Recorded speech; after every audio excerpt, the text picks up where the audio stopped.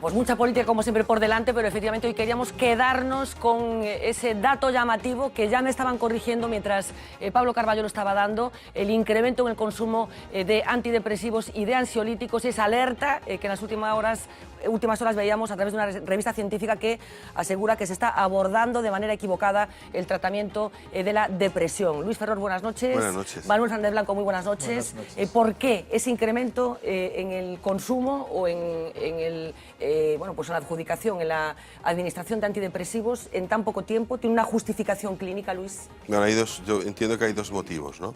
Uno, el cambio que ha habido en cuanto a la demanda de tratamiento. La demanda ha crecido también exponencialmente porque hoy, y esto es típico en todas las sociedades de bienestar, sabemos que cuanto más bienestar hay en una sociedad menor tolerancia al sufrimiento. Entonces, hoy a los profesionales se nos exige no que curemos el dolor de la enfermedad, sino que tratemos el dolor de vivir. Entonces el vivir duele, y esto hay que decirlo, no así. Entonces se psiquiatriza la vida cotidiana y entonces cualquier situación de sufrimiento o de dificultad humana surge una demanda de atención especializada. Esto hace que aumente de una manera tremenda la demanda de las consultas psiquiátricas y psicológicas. Estimamos que 3/4 partes de las consultas que se hacen hoy en las unidades de salud mental obedecen a este tipo de demandas. Decíamos, perdona que te interrumpa porque estabas ya corrigiendo el dato que estábamos dando, un incremento del 200% en los 12 años, dices que es más, que ha subido más. Sí, el estudio que hice hace, rematé en 2010, había habido entre 1985 y 2010 un 300% de aumento del consumo de antidepresivos, ansiolíticos y analgésicos, ¿no? Que son todos enfocados a este dolor de vivir, ¿no? Entonces, por un lado esto, y luego por otro lado, la gente exige esto, ¿no? Que se le quite el dolor de vivir. Y por otro lado, no admite normalmente remedios. No tenemos recursos morales porque estamos en una posmodernidad que no hay recursos morales. Entonces, recursos rápidos y farmacológicos, que es lo más rápido. Y entonces ahí aumenta la... Bueno, pues vamos a ir desgranando no solamente el abordaje de esta cuestión, las razones profundas que estás apuntando, Luis, sino también las consecuencias de esta medicalización, de ese dolor de vivir que apuntabas, Luis. Decíamos que partíamos de un estudio reciente, seguro que hay muchísimos más en este sentido, que indica que se está abordando de forma equivocada, que hay que apostar más por terapias conductuales y mucho menos por recetar medicamentos para abordar sobre todo depresiones leves y moderadas. Vamos a recordar esos datos. A veces se trivializa, otras se estigmatiza, pero lo cierto es que según la OMS unos 350 millones de personas sufren depresión. El continente con una mayor incidencia es Europa. El perfil de las personas más propensas es el siguiente: adultos en la década de los 30 a los 40 años. La posibilidad de sufrir un episodio grave aumenta en el caso de las mujeres. Tienen un 16,5% de probabilidades frente al 8,9% de los hombres. En España, entre un 4 y un 5% de los españoles sufren depresión. Provoca una de cada 10 bajas laborales. Alerta la OMS que en el 2030 será la primera causa de discapacidad. Por eso pide que se aborde su tratamiento de forma prioritaria. El diagnóstico muchas veces es impreciso. This is sadness. La tristeza es uno de sus síntomas. Biológicamente se asocia a un déficit de serotonina, noradrenalina o dopamina. Para compensarlo, lo más probable es que si acude a su médico de cabecera, que tendrá unos 5 minutos de media para atenderlo, le recete un antidepresivo. Bueno, pues te tomas esto. Le ocurre en España a 2 de cada 3 pacientes. Si lo derivan a un especialista, será seguramente un psiquiatra y no un psicólogo. El problema en nuestro país es que no hay un protocolo definido. Los miembros del Colegio Americano de Médicos han puesto sobre la mesa un contundente informe. La terapia debería ser un tratamiento alternativo a los antidepresivos para tratar la depresión leve o moderada. El motivo: entre un 10 y un 60% de los casos nunca se cura solo con pastillas. Bueno, Manuel, supongo que coincides en el diagnóstico que hace Luis de lo que está sucediendo, esa intolerancia a la frustración que tiene esta sociedad y esa demanda por parte de la gente de solucionar con pastillas ese dolor de vivir. Pero te pregunto también, y completo la pregunta un poco para los dos, ¿es el paciente, es la gente la que demanda esos tratamientos o es el sistema el que está induciendo a la gente a someterse a esos tratamientos que tienen consecuencias? Creo que es una combinación de las dos cuestiones. Es totalmente coincido con Luis en que cada vez se soporta peor el dolor de existir, ¿no? Yo creo que la depresión ha cambiado, el estatuto de la depresión ha cambiado. La depresión más clásica tenía que ver fundamentalmente con la culpabilidad derivada del conflicto entre los ideales de una persona y sus impulsos. Cuando entraba en conflicto aparecía la culpabilidad. La culpabilidad se asocia de modo muy fuerte a la depresión. También otros factores, efectivamente, la pérdida y otros factores de crisis vitales, existenciales. Hoy en día, esa culpabilidad vinculada al conflicto entre los ideales y las tendencias cada vez es menor, porque, por decirlo así, estamos en la época de la permisividad de los goces. En lo que se ha transformado es en una culpabilidad de otro tipo. De algún modo, ser feliz ha pasado a ser un deber, una obligación. Y cuando no se consigue plenamente la plena realización personal, de algún modo el empuje es a ser empresarios de las propias vidas, a maximizar todo, maximizar el amor, el rendimiento, el éxito. Y por lo tanto, cuando no se consigue, no solo estamos en el fracaso, sino somos culpables de haber fracasado. Y esto hace que la epidemia de depresión se generalice en la época actual. Es decir, desde que ser feliz ha pasado a ser un deber, la depresión se ha convertido en epidemia. Y en epidemia en un momento donde paradójicamente se supone que hay fármacos eficaces para combatirla.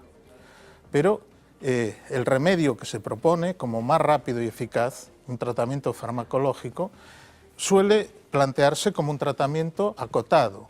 Pero una vez que se intenta retirar, muchas veces la retirada no es posible. Y lo que se plantea como algo corto y eficaz acaba requiriendo una nueva fase de tratamiento y muchas veces acaba en la cronicidad. Y no quiero dejar de pasar una reflexión que me parece fundamental. El hecho de que los antidepresivos no son más eficaces que el placebo, salvo en los casos de depresión mayor, es algo que se sabe desde hace muchos años. Son estudios... ¿No son más eficaces que el placebo? Es decir, que nada que contenga una sustancia activa. Esto es algo que se destaca, por ejemplo, en estos últimos estudios, pero es algo que se sabe desde hace muchos años y son estudios que normalmente se silencian.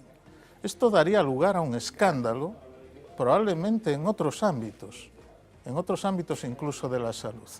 Pero, curiosamente, a pesar de que la eficacia, y esto está probado, insisto, excepto en casos de depresión mayor. Por ejemplo, en este mismo estudio que mencionamos, en los casos de depresión leve y moderada, de hecho, el tratamiento de elección recomendable es la psicoterapia, no es el antidepresivo. Y, sin embargo, se sigue utilizando de modo masivo, incluso con un coste para el erario absolutamente notable. Con un coste y un negocio también para otros, no para el erario, otros, pero para hay otros que también decir es un gran negocio. que los antidepresivos son el cuarto grupo en gasto farmacéutico para el erario, ¿no? Se recetan más ansiolíticos, pero son más baratos. Los antidepresivos es el cuarto grupo en gasto farmacéutico. Con una perspectiva un poco diferente, esos recursos destinados a un abordaje un poco diferente de la depresión, es decir, un abordaje que interrogue un poco más las causas de la depresión. Porque detrás de una depresión muchas veces hay otro tipo de problemas, de conflictos que convendría Porque vamos a aclarar. acotar exactamente qué es una depresión, porque puede que haya mucha gente que confunda una cosa con la otra. ¿Cuándo una persona, Luis, está deprimida, de verdad, clínicamente deprimida? Bueno, a ver, es que hay muchos tipos de depresión. Desde la depresión grave, los episodios depresivos mayores, aislados o en el contexto de una enfermedad también más grave, trastornos bipolares, esquizofrenia, es decir, hay muchos tipos de depresión, hasta lo que son las depresiones leves o la depre, o estar de bajón, sí. Que esto es toda esa gradación cabría el término depresión. Cuando hablamos de depresiones mayores estamos hablando de cuadros clínicos serios, con una sintomatología nuclear, que es una tristeza, pero una tristeza vital. ¿Y que no tiene que ver con las circunstancias de la vida, que tienen que ver más con...? Hay cuadros depresivos mayores que tienen un componente genético, digamos, rotundo, ¿no? Pero estos son los menos, estos los ha habido siempre. Lo que ha aumentado geométricamente es el otro tipo de depresiones. Claro, pues como síntoma nuclear una tristeza, pero es una tristeza que no es la tristeza que podemos sentir cualquiera. La tristeza depresiva grave es una tristeza vital, es una tristeza que duele. Decía Quevedo, el alma está como un páramo helado. Es una tristeza cualitativamente... Insondable, ¿no? Sí, cualitativamente distinta, ¿no? Luego esto puede ir acompañado, ¿no?, de angustia, una angustia tremenda, de una falta de capacidad de disfrute de nada. ¿La gente que está deprimida sabe que está deprimida? Sí, lo sufre, claro que sí, en este tipo de depresiones. Luego hay las gradaciones más leves, que a veces se confunde, pues eso, tener un día de bajón o malo con que estoy deprimido. Os voy a proponer reflexionar a partir del artículo que el pasado domingo, ayer domingo, publicaba en las páginas de La Voz de Galicia el presidente editor de esta casa, Santiago Rey Fernández Latorre, titulado A la deriva, y en la que reflexionaba sobre la relación que en estos momentos está manteniendo la sociedad con su clase política. El presidente y editor de La Voz de Galicia publicaba este domingo, bajo el titular de A la deriva, un profundo análisis del escenario que se ha dibujado en la política nacional tras el 20 de diciembre. Escenario en el que predominan dos posiciones enfrentadas, la de los gobernantes y la de los gobernados. La sociedad civil trabaja sin que nadie atienda a sus problemas. Los encargados de servirla prefieren soslayar sus obligaciones y se dedican a servirse. No solo no han entendido el ya antiguo mensaje de las urnas, sino que se empecinan en retorcerlo para sacar beneficio. No es España lo que está en su cabeza, sino el poder. Unos para no perderlo, otros para saltarlo. Santiago Rey Fernández Latorre señala directamente a las posibles consecuencias de una situación que mantiene al país inmóvil y sin gobierno, situación que atribuye a las ansias de poder de la clase política, señalando con claridad a los responsables. Las ansias de poder se estrellan contra la terca realidad de la aritmética que han traído las urnas. La clase política es hoy incapaz de mostrar coincidencia alguna. Santiago Rey Fernández Latorre deja en evidencia las contradicciones entre los discursos. Queremos dar mandato y cumplimiento al voto de los españoles y españolas el pasado 20 de diciembre. Y por responsabilidad de Estado y por la regeneración democrática que nosotros queremos impulsar, que sea una política de Estado. Debemos pactar, debemos escucharnos unos a los otros. Y por otro lado, los hechos, resaltando la soberbia de unos y el oportunismo de otros, y llama a la reflexión. Los electores debemos reflexionar, porque el voto de castigo, seguramente justo y merecido, que han sufrido los partidos que no supieron abanderar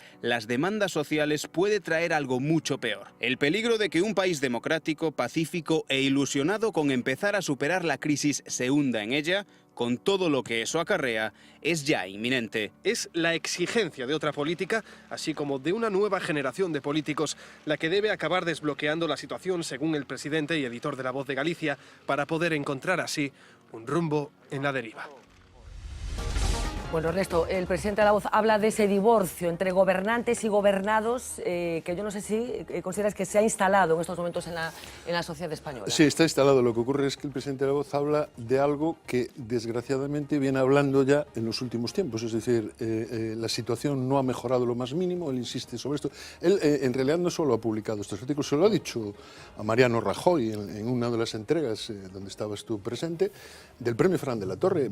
Ha dicho más o menos esto, es decir, ¿por qué? Porque la situación no se está moviendo, es decir, no se está moviendo para mejor. Hay una distancia tremenda entre la ciudadanía y la clase política, y además es que la clase política, yo creo que mientras la ciudadanía cada vez demuestra un mayor nivel de responsabilidad, la clase política y las clases dirigentes cada vez tienen, pues no sé, menos capacidad de atender al ciudadano.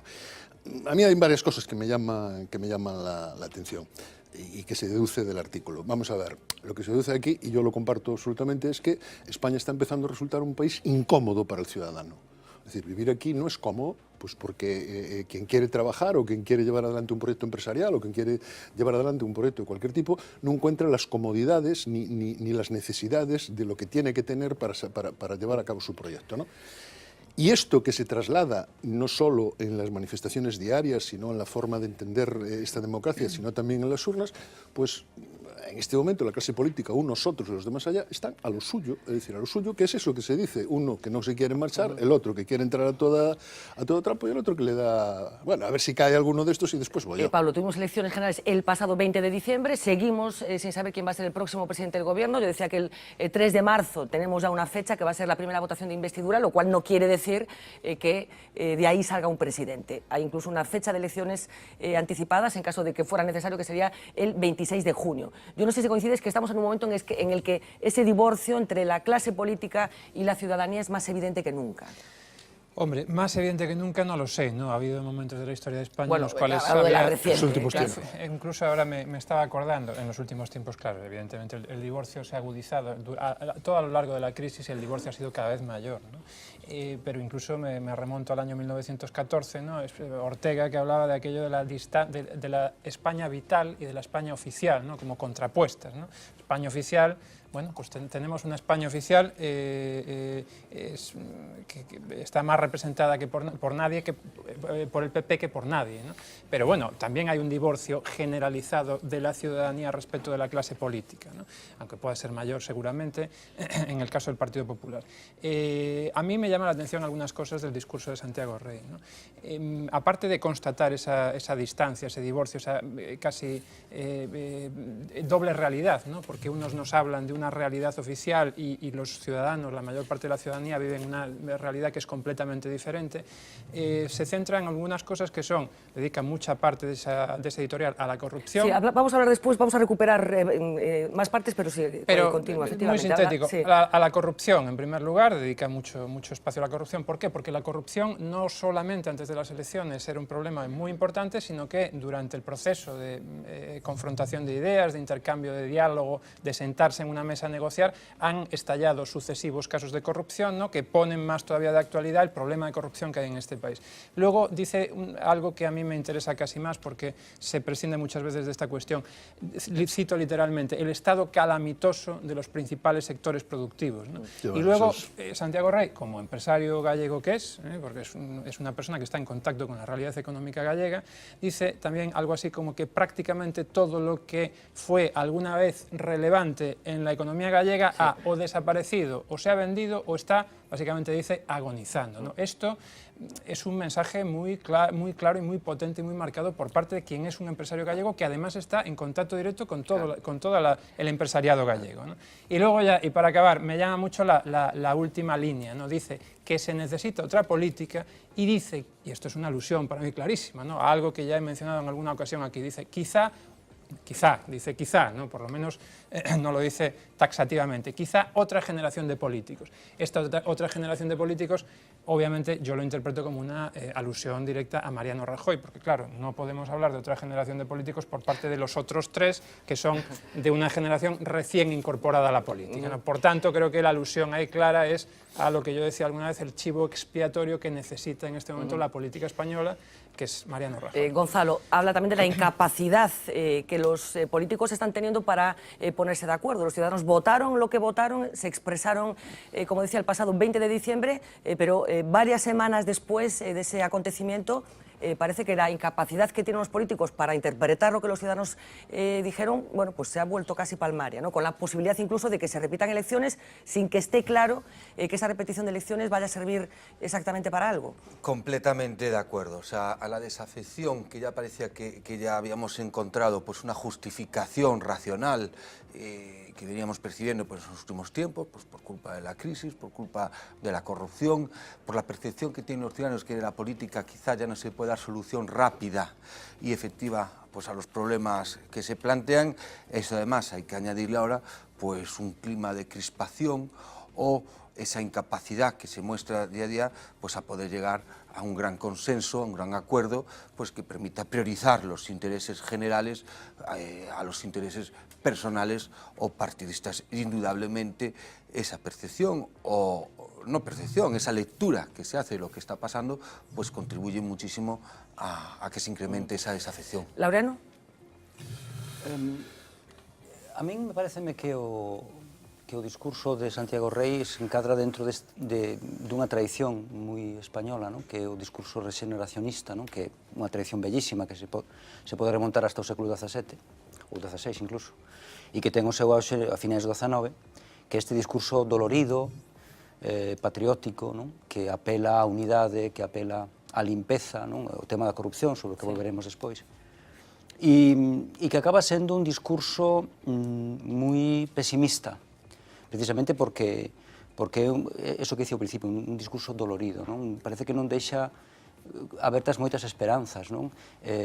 O PP é un partido moi corrompido, o PSOE é un partido con un líder inconsistente, pareceme ler a mí entre liñas que quere decir, Podemos é un partido potencialmente antidemocrático e Ciudadanos é un partido moi ambiguo, non?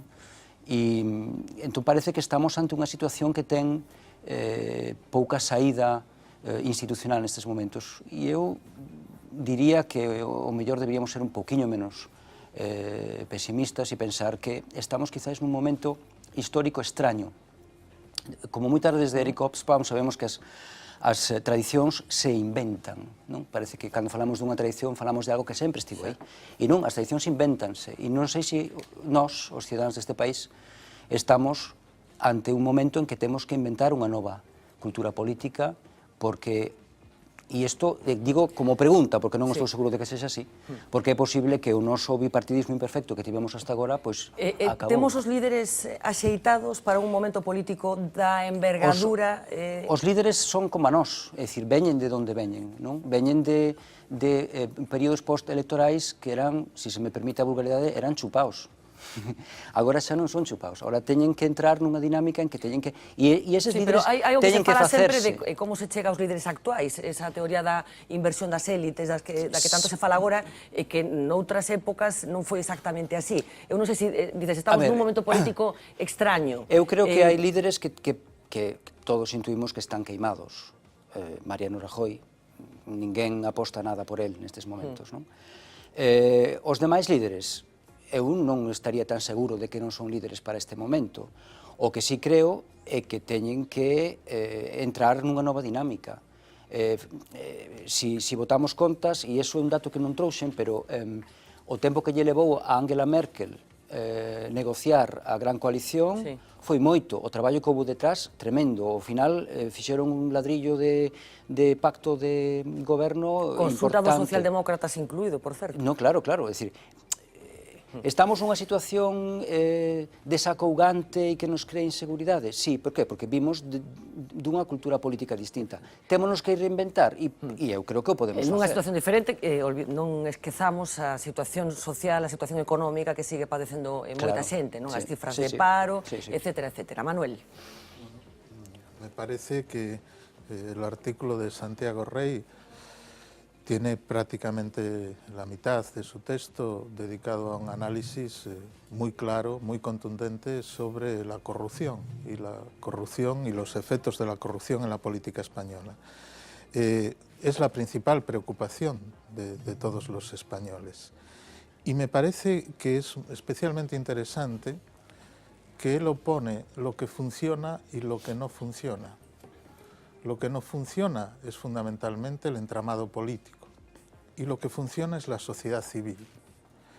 Es como si de algún modo aludiera a que los políticos tienen un pueblo que no se merecen. Bueno, esa apelación que es una constante un poco en los artículos de Santiago Rey, ¿no? O sea, sí, es decir, también hace una crítica especialmente al PP, que evidentemente no tiene con qué impactar hoy en día, pero no solo por la corrupción.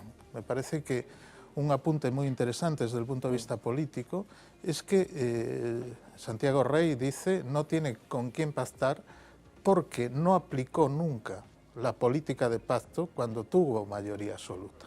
Es decir, quizá la palabra soberbia, ¿no? Sí, es decir, cuando no se ve la necesidad de pactar, incluso en mayoría, luego se pierde la oportunidad de pactar.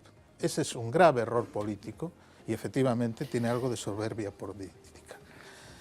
En general, critica a la clase política por el mal uso del poder. Y yo creo que el mal uso del poder, aparte de la ambición del poder a cualquier precio, etcétera, tiene que ver con que hoy en día la lógica política se agota en sí misma. Es lo que observa el ciudadano. Es como un teatro que se divorcia cada vez más de los auténticos problemas y auténticos intereses, ¿no? Algunos por su ambigüedad calculada, otros porque quieren llegar al gobierno sirviendo a todos sus amos y entonces se saltan las líneas rojas, o ahora son unas, mañana otras. Y la conclusión me parece especialmente interesante, se ha destacado también, ¿no?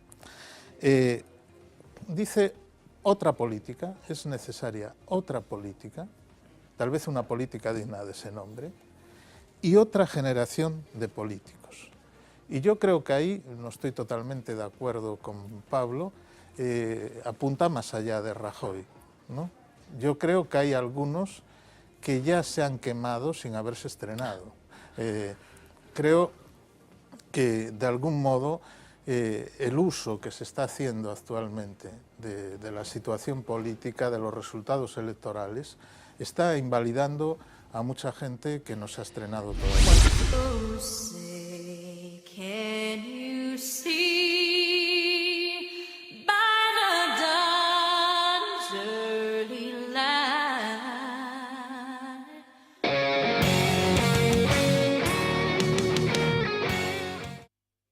Fran Vigorito, muy buenas noches. Muy buenas, sí. Una persona que salió de Nueva York y que en estos momentos reside en Gatomorto de Abaixo. Gatomorto de Abaixo, sí. ¿Cómo fue ese tránsito, Frank? Pues no sé, es que quería venir a España a pasar un rato con mis abuelos y quedar un año quizás, pero me enganché con la vida aquí y me quedé desde entonces, 13 años llevo. Llegaste además cuando estaba pasando algo muy gordo aquí en Galicia. Sí, llegué justo unos días después del Prestige, muy mala suerte, pensé que me iba a destruir todas las playas, a que venía con mucho gusto y al final se salvó. Escuchábamos a una de las personas que vamos a oír durante el programa de esta noche, que las elecciones en Estados Unidos son como un reality show. Sí. Si tuvieras que definir a una persona que nos esté viendo y que no sabe exactamente cómo funciona allí esto de votar, ¿cómo se lo resumirías? ¿En qué es distinto a un proceso electoral aquí en España? Pues principalmente es porque estás votando siempre para un individuo, no estás votando una lista ni un partido, estás votando un individuo y ese individuo puede representar el base fundamental de un partido tanto como una de las alas más radicales o más moderados. Y entonces tenemos en los republicanos gente muy a la derecha, muy ultraconservador y gente bastante más moderador. Este año menos, este año están mucho más radicales. Muy polarizado. Pero en el Partido Demócrata lo ves más claro, porque Bernie Sanders es en el ala más progresista y Hillary Clinton más del establecimiento. ¿No? ¿Quién crees tú que va a ganar? No quién te gustaría que ganara. ¿Quién crees tú que va a ganar? Yo tengo la sensación que va a ganar Hillary Clinton. Lo tiene muy difícil de repente por el auge que está. Bernie Sanders está ganando mucho impulso, pero yo creo que es la candidata con más experiencia y que tiene más poder detrás de ella. Bernie Sanders, socialista. Sí. Aquí teníamos la impresión de que esto de los socialistas y los comunistas en Estados Unidos era como anatema, como claro, que no podía ser. ¿Cómo es posible que una persona con ese perfil, con ese pasado, se haya colado, que se esté hablando de él como un posible candidato? Es un paso muy grande para la política estadounidense. Yo creo que es un presagio de lo que puede venir después. Igual este año no gane Bernie Sanders, pero igual en el futuro un candidato más joven que también se presenta como socialista, demócrata, capitalista, puede tener bastante éxito. A mí me gusta mucho y creo que la gente está ilusionada con él. Obama, ¿qué ha supuesto para Estados Unidos? ¿Qué ha aportado la presidencia de Obama? ¿Ha defraudado las expectativas que depositó una parte de la población cuando llegó? Hay gente que podría decir eso. Hay gente del ala liberal del Partido de Demócratas que puede estar decepcionado con Obama, pero hay que tener en cuenta lo que tenía en la oposición, una oposición férrea que realmente, para mí personalmente, escondía un cierto racismo detrás, que estaban desde el primer día en no dejarle hacer nada. Y han estado así durante 8 años y ahora mismo estamos viendo lo mismo con el nombramiento del próximo juez del Tribunal Supremo. Y es realmente increíble, pero ha logrado cosas muy, muy importantes. Vamos a tener ocasión de entrar en detalles durante el programa esta noche, pero ¿qué modelo te gusta más? ¿Cuál crees que es más representativo de la voluntad popular? Sí. ¿El modelo norteamericano, estadounidense o el modelo español? Cada modelo tiene sus buenos y sus malos. En Estados Unidos el gran problema de la política actual es que hay demasiado dinero en el proceso y ese dinero pues influye demasiado y entonces se tuerce un poco lo que es la voluntad de la gente. Aquí en España lo que no me gusta principalmente es votar una lista y que no puedo indicar quién en el Congreso representa a mí.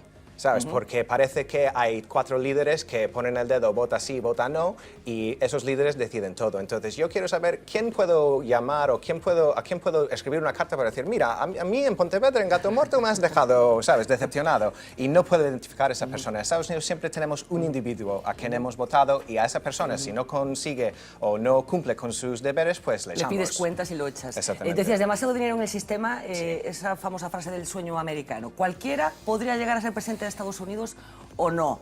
Si echamos la vista atrás, resulta que esto se lleva ventilando entre un grupo de familias desde hace unos cuantos años. Hillary Clinton, ahí está, bueno, casada, como sabemos todos, con Bill Clinton. ¿Cualquier estadounidense puede llegar a presidente de los Estados Unidos o no? De cierta manera, sí. Si empieza muy joven, con una ambición muy, muy fuerte y toma las decisiones adecuadas. Pero, claro, para una gran mayoría, o gran parte de la población sería imposible. No es la meritocracia que pretende ser. Y es una cosa de los americanos que aquí se burla mucho, es que somos igual ingenuos, pero muy idealistas. Y entonces nosotros queremos pensar que eso es verdad, queremos pensar que eso sí que es posible si hacemos las cosas bien, ¿no? Y yo creo que Bernie Sanders y Hillary Clinton, los dos tienen esa visión de la política americana. Mientras que en el otro bando pues es mucho más buscar el status quo, buscar apoyar a los amigos, a las empresas y no están buscando cambiar las cosas. No, yo antes decía, Fran, esto que por cierto, el apellido es de procedencia italiana, ¿no? Sí, sí. Mi padre era italoamericano. Italoamericano, sí. Me imagino. No, iba a decir que... El segundo es gallego, ¿eh? El segundo es gallego, claro. Sí. Pero el primer apellido claramente es un apellido italoamericano. Vigorito, sí. Vigorito. Vamos a ver, yo creo que el sistema tiene una grandísima ventaja y es que es un sistema que demuestra... lo cual no quiere decir que no pueda haber personas que se cuelan a pesar de la dificultad. Es un sistema en el que es difícil llegar si uno no es una persona con peso, con preparación, con experiencia, es difícil. Luego, hay algunos casos de presidentes de Estados Unidos... ¿Lo dices por George Bush? Que, por ejemplo, yo ya sé que me ibas a pedir un ejemplo, bueno, pues es perfectamente obvio que el de George Bush. Hay quien pone el caso de Reagan, aunque Reagan era mucho más listo de lo que parece, e hizo muchas más cosas de las que parece. Es decir, Carter, por ejemplo. Yo creo que cuando un presidente llega, uno no, es decir, no puede ser presidente cualquiera, no pondré ejemplos de España, esto porque no es necesario... Pero el hecho de que pueda ser presidente cualquiera también tiene una parte buena. No, ¿qué quiero decir?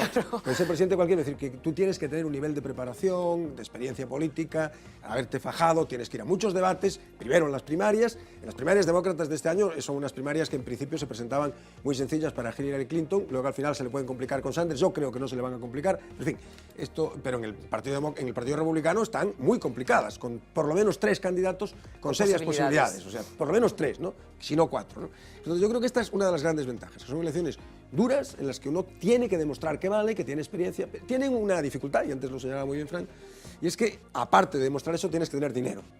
Es absolutamente indispensable tener dinero. De hecho, una de las cosas que los medios de comunicación cuentan muy habitualmente en Estados Unidos es cuánto dinero le queda a los candidatos. Porque si uno se gasta mucho dinero en una fase de la campaña, puede que llegue desfondado al final de la campaña, y si no tienes mucho dinero, por ejemplo, las primarias. Bueno, pues las primarias de supermartes supone que un candidato en unos días tiene que viajar a 12, 13, 11, 12 estados y eso significa contratar jets privados, mover mucho aparato de propaganda, aunque hay muchos voluntarios, ¿verdad, Fran? Sí. Pero mucho aparato de publicidad y, por lo tanto, el tema del dinero es fundamental, ¿no? Por un lado, a mí siempre me atrajo la atención la larga campaña electoral que existe en Estados Unidos, ¿no? Estos 2 años comparados con un mes más o menos, que es la campaña española, bueno, por ejemplo. La oficial. Sí, pero bueno, sí, pero eso se puede decir en Estados Unidos también, ¿no? Las campañas duran toda la legislatura, pero los 2 años de efectiva campaña son muy agotadores, yo creo, para los candidatos y también para el electorado en cierta medida, ¿no? Eso conlleva varios efectos además, ¿no? Uno de los efectos que yo creo que conlleva es el hecho de que el tipo de campaña que se hace en Estados Unidos es muy sorprendente para un europeo. A mí me sorprendía muchísimo cuando estaba ahí todo lo que está permitido en una campaña electoral, y esto son normas implícitas ya que no tienen que ver necesariamente con la ley, ¿no? Con lo que se castiga o no, pero con lo que es aceptable políticamente en campaña. ¿Por ejemplo?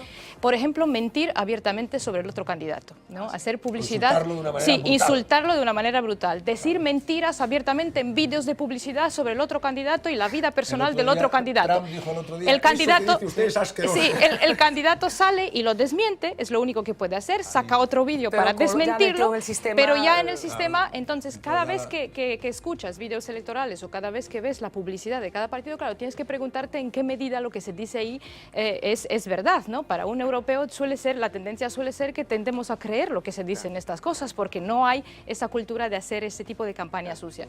Otra característica importante, ¿no? Que tiene que ver con eso de que se elige a la persona y no una lista de partido, es que hay también como norma implícita, ¿no? en la sociedad una permisividad muy alta con el hecho de hablar de la vida personal de los candidatos, ¿no? Y la vida personal se convierte en pública, sí, sacan absolutamente todo, a veces, sí, su vida, claro, definitivas, su vida sexual, sus familias, sus hijos, claro.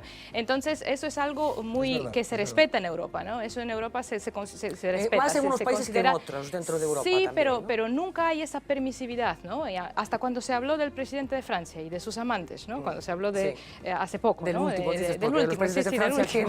Amantes, y no solo los y se dice, ¿no? De los franceses que tienen que tienen una tolerancia más alta a este tipo de noticias, pero también hay como una ley, hay como una norma, ¿no? En nuestras sociedades de dejar eso aparte, salvo que impida, sí, salvo que tenga algún efecto sobre su capacidad, ¿no?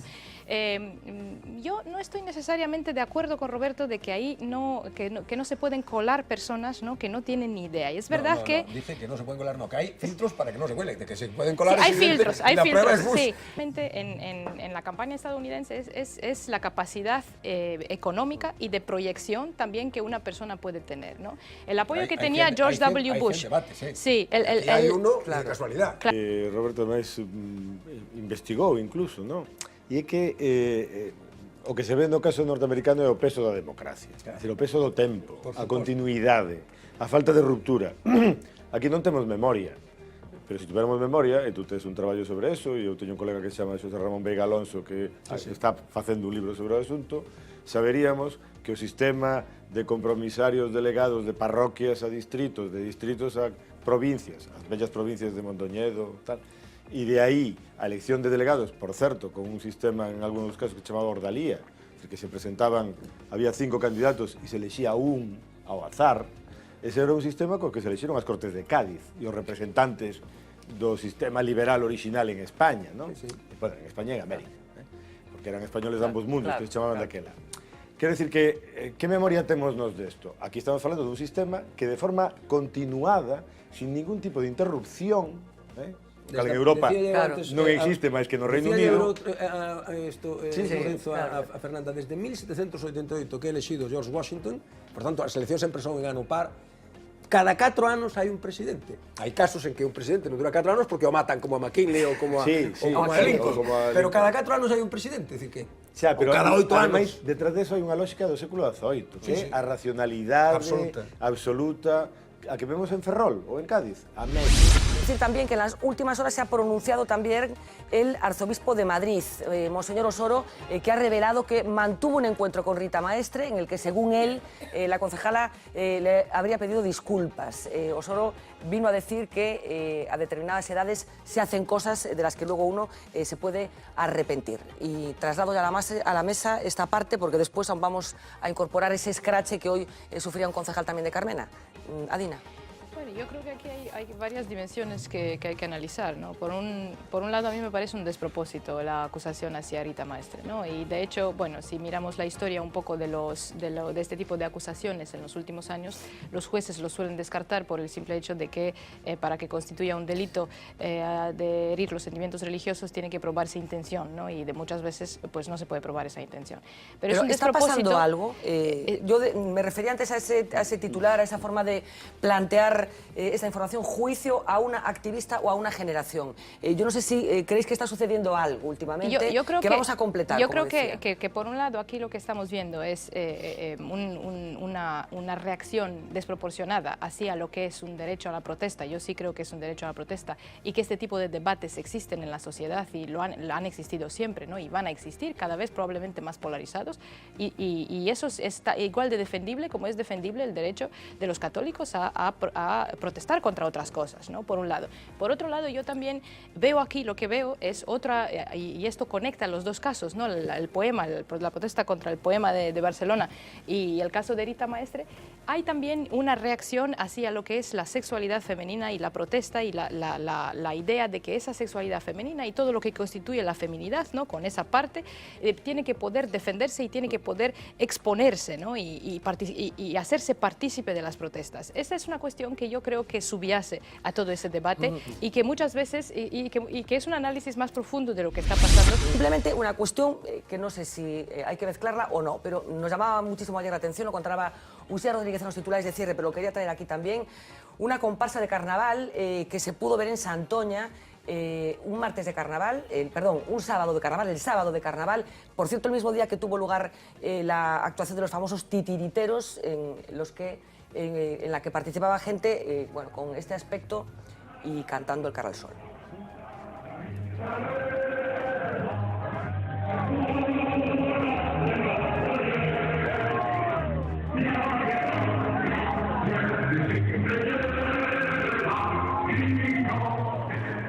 Bueno, ¿alguna reflexión, Roberto, con todo este pupurri que hemos hecho un poco? Pero quizá hay un elemento común, ¿no? Y es que la libertad de expresión garantiza lo que nos gusta y lo que no nos gusta. Esto es fundamental, ¿no? Por tanto, a mí que una señora recite ese poema me da exactamente igual. Que lo haga diciendo que eso es el Padre Nuestro me parece de un mal gusto extraordinario, como me parece de un mal gusto extraordinario que alguien fría un crucifijo, como le vimos hacer, creo, recordar que a Javier Crae, ¿no? ¿Eso lo cubre la libertad de expresión? Absolutamente. Yo no tengo ninguna duda de que eso está cubierto en una sociedad democrática por la libertad de expresión. Creo que incluso lo de esta concejala actual del Ayuntamiento de Madrid lo cubre la libertad de expresión.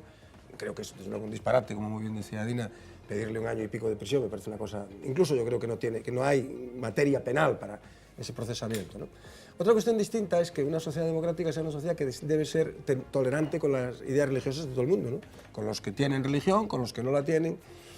Bueno, yo creo que efectivamente esto lo que pone de relieve, si a mí me dijeras qué elemento común ves en todo esto, quitado el tema de la falange, bueno, esto es una cosa, el tema del Cara al Sol y los falangistas, esto forma parte del carnaval, en fin, yo creo que tiene que hay que colocarlo en ese contexto. No, yo creo que hay un tema que sí se puede apreciar y es que la sociedad está muy polarizada y muy encanallada. Yo creo que hay el hecho de que un parlamentario o concejal, ¿no?, del PP se levante y se marche me parece completamente exagerado, me parece que es una cosa de piel de papel de fumar, ¿no? Es decir, que no, me parece desproporcionado.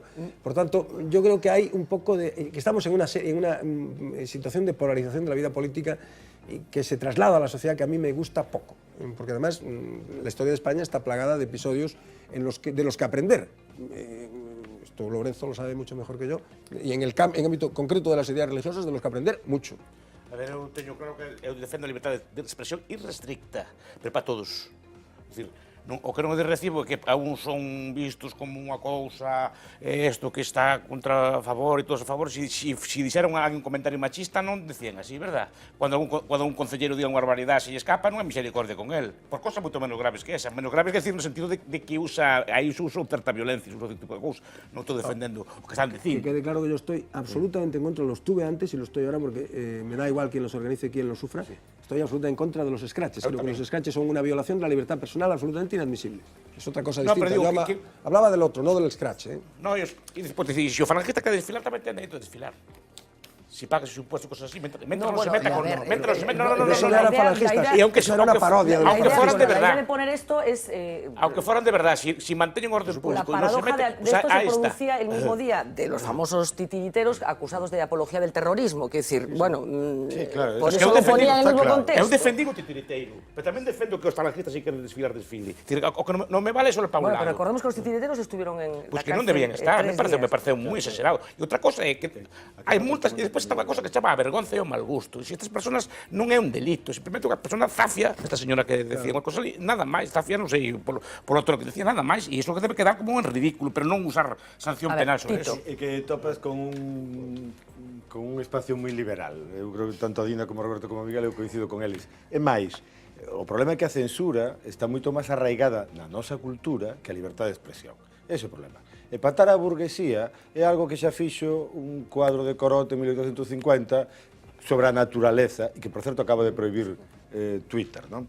Pero non só estamos de acordo nisso, sino que eu, que me parece repugnante e ofensivo, un señor que escribe que se chama Salvador Sostres, que o que di é, bueno, non é que seña irreverente, que é ofensivo con homes, mulleres, en fin. Es pura bazofia. Pura bazofia. Este señor hai un famoso vídeo de él en un programa de televisión diciendo las cosas que decía. Defendo o seu dereito a que o diga.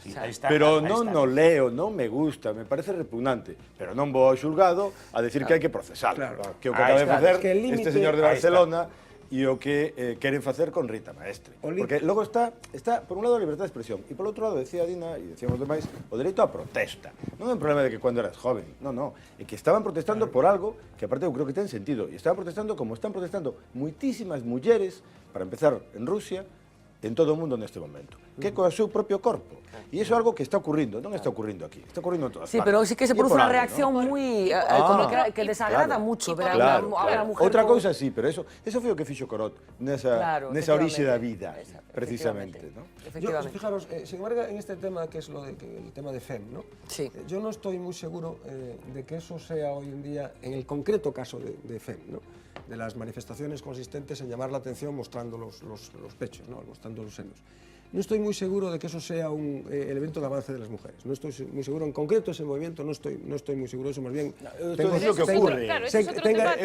tengo serias sospechas de lo contrario. Pero en todo caso... Pero, o sea, independientemente del debate, es cierto que produce una reacción muy llamativa. Yo recuerdo... Es como, mujeres, podéis protestar, pero de una determinada manera. De esta otra manera no podéis protestar. Los hombres en la España de los años 60... Esto yo recuerdo hombres, en fin, que tenían posiblemente bastante más jóvenes de lo que yo soy ahora, que se irritaban cuando veían en la playa, yo nací en el 57, un bikini o un bañador que sobrepasaba los límites de aquello que se llamaba, aquella palabra que se llamaba decoro, que hoy se utiliza en un sentido distinto y bastante más sano, que aquella cosa del decoro, ¿no? Bueno, vamos a ver, yo insisto en la idea. La libertad de expresión tiene un límite en el Código Penal, que es el límite que tiene que tener, en el Código Penal que sea sensato, claro, porque el problema es que el Código Penal puede ser insensato y nuestro país está demostrando que hay cosas en el Código Penal que no tendrían que estar en el Código Penal probablemente. Pero la libertad de expresión supone que tenemos la obligación de soportar aquello que no nos gusta. No es solo de decir lo que queremos, que esto es obvio, sino de soportar aquello que no nos gusta. Y esto es lo que supone la libertad de expresión, que hay un individuo que dice una cosa que no te gusta. ¿Y qué le vamos a hacer? Off the record. Señoras, señores, rindámonos ya. No tenemos nada que hacer contra la superpotencia, donde no solo es la potencia, sino que todo es súper. Todo XXL. Super espectáculos en las superfinales deportivas, super ejércitos, super hamburguesas. Y nosotros con nuestras tristes pulguitas. Y ante esos superhéroes, ¿nosotros qué tenemos? ¿Qué tenemos para competir con Spider-Man? Solo a Miño Man, el superhéroe, entrenado por Gonzalo Pérez Jácome. que ya es un concepto de base. Ellos ahí, tan altivos, con su superhimno interpretado por sus superdivas de la canción mundial. Y nosotros con un himno sin letra, a pesar de los esfuerzos de Intereconomía. Canta España y al viento del... Y que aunque sus tertulianos se pongan de pie, no cuela. Además tienen gustos súper exquisitos. Su presidente, al que llaman POTUS, como mola, le gusta Al Green.